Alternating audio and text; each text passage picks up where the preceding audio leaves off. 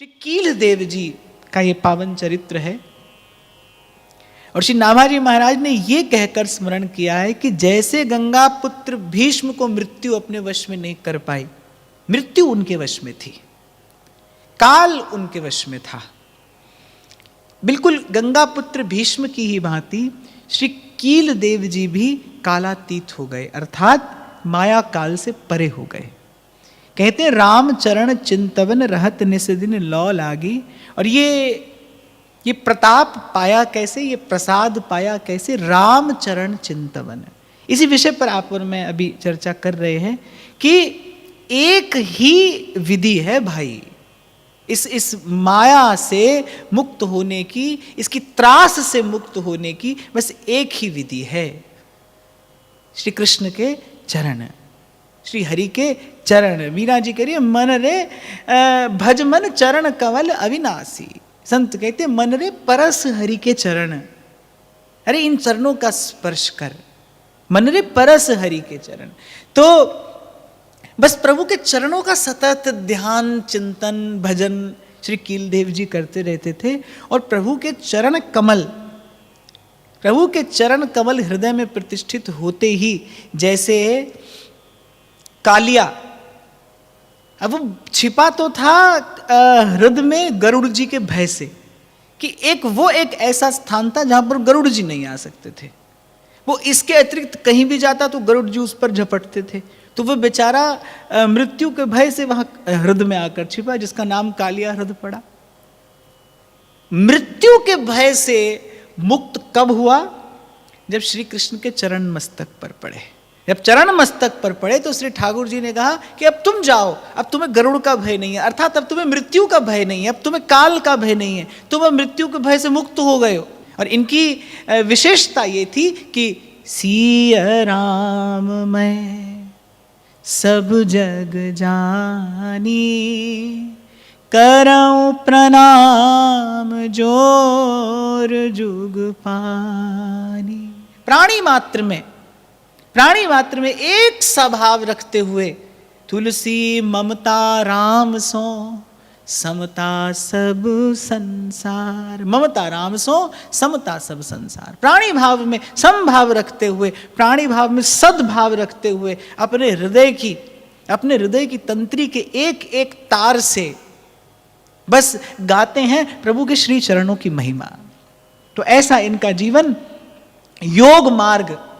योग मार्ग की आपको सिद्धि थी, बड़ी प्रगाढ़ आपने साधना की, और अंत में ब्रह्मरंध्र का भेदन करके ही आपके प्राण प्रभु के धाम को, प्रभु के चरण कमलों को प्राप्त हुए।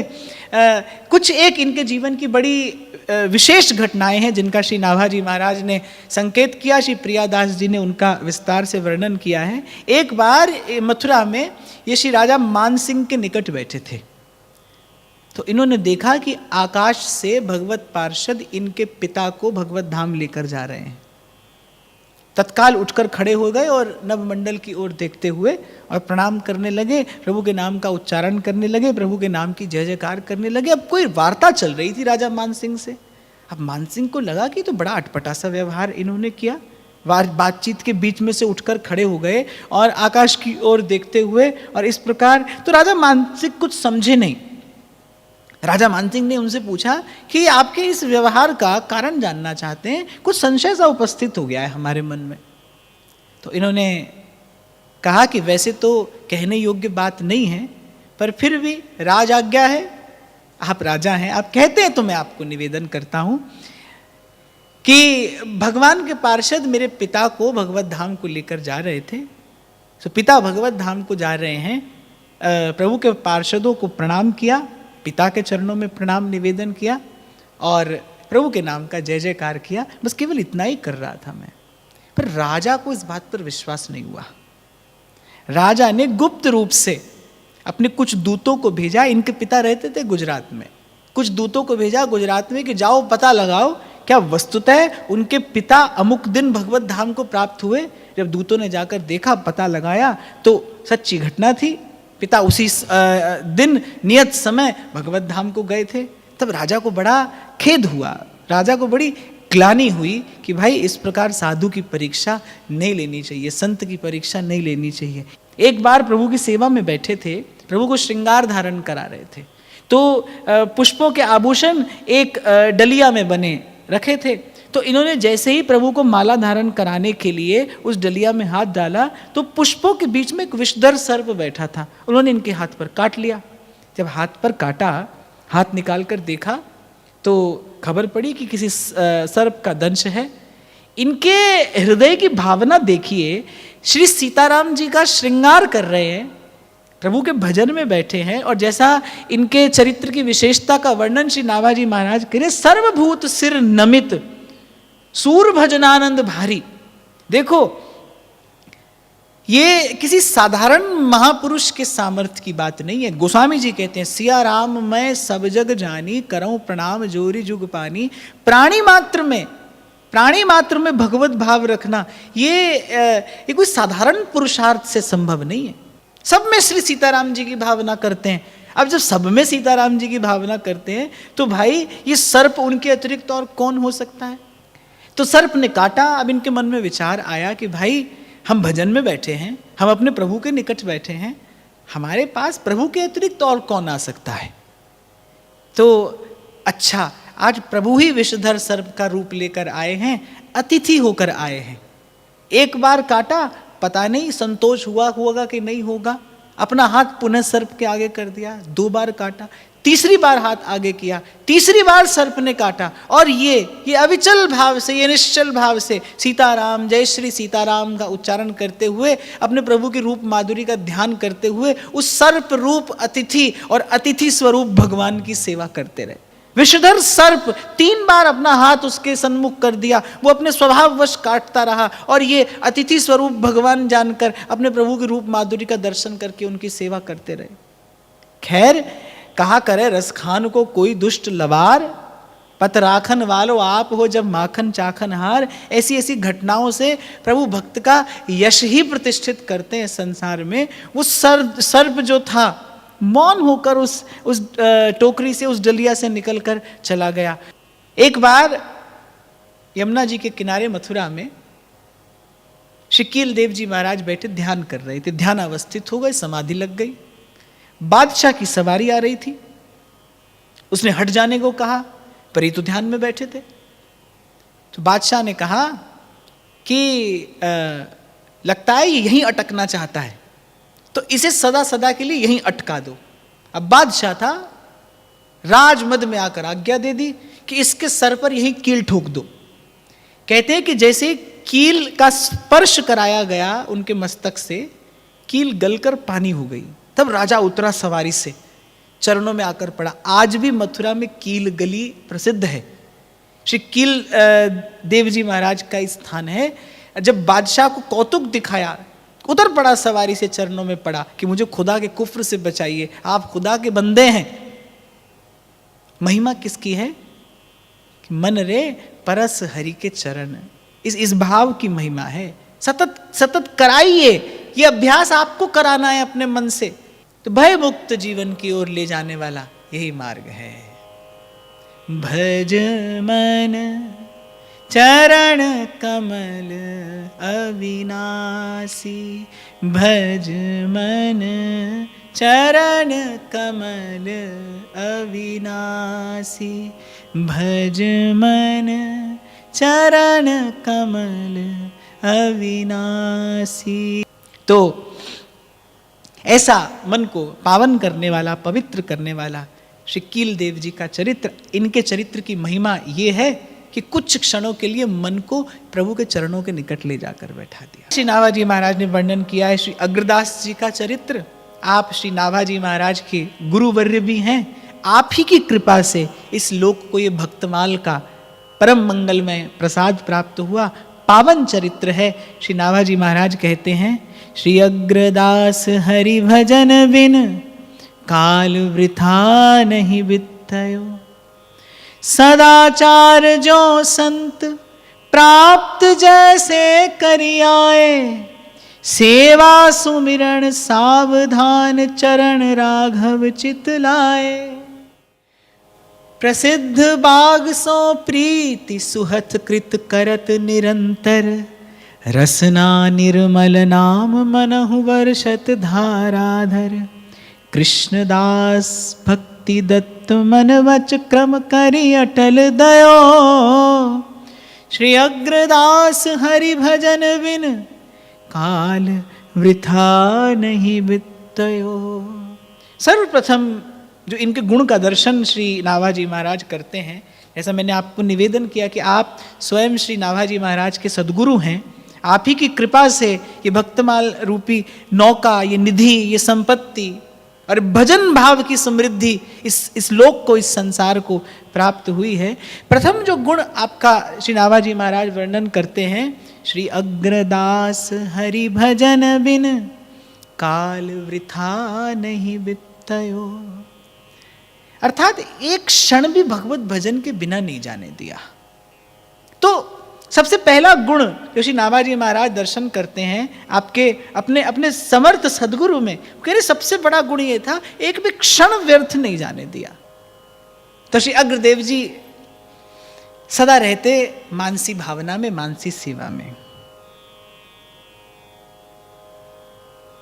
नित्य साकेत धाम में आप श्री जानकी जी की चंद्रकला सखी के अवतार माने जाते हैं, उसी रूप में आपकी नित्य लीला में स्थिति है। और सतत रहते श्री जी की मानसी सेवा के पारायण, सतत श्री सीताराम जी का ध्यान करते, मानसी भावना करते, मानसी सेवा आपकी सिद्ध थी। और प्रसिद्ध बाग सो प्रीत सुहृत कृत करत निरंतर, सिय मन रंजिनी वाटिका, बगीचा, बड़ी सुंदर वाटिका, बड़ा सुंदर उद्यान था। अपने अपने कर कमलों से आपने वो उद्यान लगाया था और बस उस उद्यान में रहकर इसी भावना से भजन करते थे कि श्री रघुनाथ जी एवं श्री जानकी जी इन कुंजों में विहार करते हैं। उसकी एक एक लता का बड़े स्नेह से, बड़े वात्सल्य से पालन पोषण करते थे, सतत मार्ग झाड़ते बुहारते रहते थे, सुंदर सुवासित द्रव्यों से उस मार्ग का सिंचन करते रहते थे। अर्थात जो उनकी भजन स्थली थी वो सोई वाटिका ही थी। उस वाटिका के एक एक पुष्प को बड़े लाड से, बड़े प्रेम से श्री जी की सेवा में निवेदन करते, सतत उस वाटिका की एक एक लता पता की सेवा करते कि ये इस वाटिका में श्री जानकी जी, श्री किशोरी जी, श्री रघुनाथ जी के साथ विहरण करने आती हैं। इस वाटिका को देखकर श्री किशोरी जी को सुख होता है, उनके हृदय को आनंद होता है। और भक्त का जीवन क्या है? भगवान के आनंद का स्मरण करना, भगवान के आनंद का भजन करना, भगवान के आनंद के लिए सेवा करना। तो सतत मानसी भावना से उस श्री सियमन रंजिनी वाटिका की सेवा में आप रहते। एक बार राजा मानसिंह 10,000 की फौज के साथ जा रहे थे। अब मार्ग में श्री अग्रदेव जी महाराज विराजमान थे। राजा मानसिंह जो थे वो संत सेवी थे, उनके मन में संतों के प्रति बड़ी श्रद्धा थी, बहुत संतों का दर्शन और कृपा प्रसाद उन्होंने प्राप्त किया। तो 10,000 की फौज इनके साथ थी। अब भाई श्री अग्रदेव जी महाराज तो एकांतिक भक्त भांति भांति के हैं, पर नारद जी कह रहे हैं भक्ता एकांतिनो मुख्या, जो एकांत में अपने प्रभु का भजन स्मरण करते हैं, श्री नारद जी कह रहे हैं वो भक्तों में मुख्य हैं, प्रमुख हैं। तो श्री अग्रदेव जी का ऐसा ही जीवन, एकांतिक अपनी मानसी भावना परायण रहते, लीला चिंतन सतत होता था और सखी स्वरूप में श्री जानकी जी की सेवा में आप तत्पर रहते थे। तो किसी ने जाकर भीतर कहा कि भाई राजा मानसिंह आ रहे हैं। जब साथ में ये खबर पड़ी कि 10,000 की फौज भी साथ में है, तो शायद उस समय ये वाटिका में सोहनी सेवा कर रहे थे, तो वो जो झाड़ बुहार कर सूखे पत्रे एकत्रित किए थे उसको कहीं पर जाकर रखने के ब्याज से गए और लौट कर ही नहीं आए। राजा मानसिंह द्वार पर खड़े थे, श्री नाभाजी महाराज सेवा में थे। राजा मानसिंह ने कहा कि भाई आपके गुरुदेव का दर्शन करने के लिए आए हैं। तो नाभाजी महाराज ने कहा कि अभी गुरुदेव सेवा में हैं, आप कुछ काल प्रतीक्षा करिए। बड़ी देर हो गई प्रतीक्षा करते करते। श्री नाभाजी महाराज भीतर गए कि मैं गुरुदेव को कम से कम इस बात का संकेत कर दूं कि राजा मानसिंह फौज लेकर द्वार पर खड़े हैं और उनको आगे भी जाना है। जब श्री नाभाजी महाराज भीतर गए तो देखा भजन भाव पारायण श्री अग्रदेव जी, उनको तो सुध नहीं देह की, सुधि नाही धन धाम की, पसीने से प्रस्वेद से तर बतर उनका वो भजन भावना पूत गात, मुख पर अद्भुत आनंद छलक रहा है, नेत्र के कोर बता रहे हैं कि प्रेम के अश्रु अभी अभी टपके हैं। श्री नाभाजी महाराज जान गए कि गुरुदेव इस समय मानसी भावना पारायण हैं, और जब भगवत भाव प्रगाढ़ होता है तो वो संक्रमित भी होता है। जैसे कोई बड़ा तीव्र सुगंध वाला इत्र हो, अगर मात्र उसकी शीशी का ढक्कन खोल दिया जाए, उसके पात्र को अगर नेक सा खोल दिया जाए तो उसकी सुवास प्रसारित होने लगती है। ऐसे ही जब भजन भावना प्रगाढ़ होती है तो वो जो परमाणु है वो संक्रमित होने लगता है। जब श्री नाभाजी महाराज गुरुदेव के निकट पहुंचे तो वो परमाणु संक्रमित हुआ। वो कोई ऐसी विलक्षण भावना परायण श्री अग्रदेव जी महाराज उस समय अवस्थित थे कि नाभाजी महाराज उनका दर्शन करते ही उसी भावना के निकट पहुंच गए। उनको भी प्रेमोद्रेक हो गया और जय श्री सीताराम का उच्चारण करते करते वहीं गुरुदेव के चरणों के पास बैठ गए। अब राजा मानसिंह को थोड़ी खींच हुई, 10,000 की फौज साथ में है।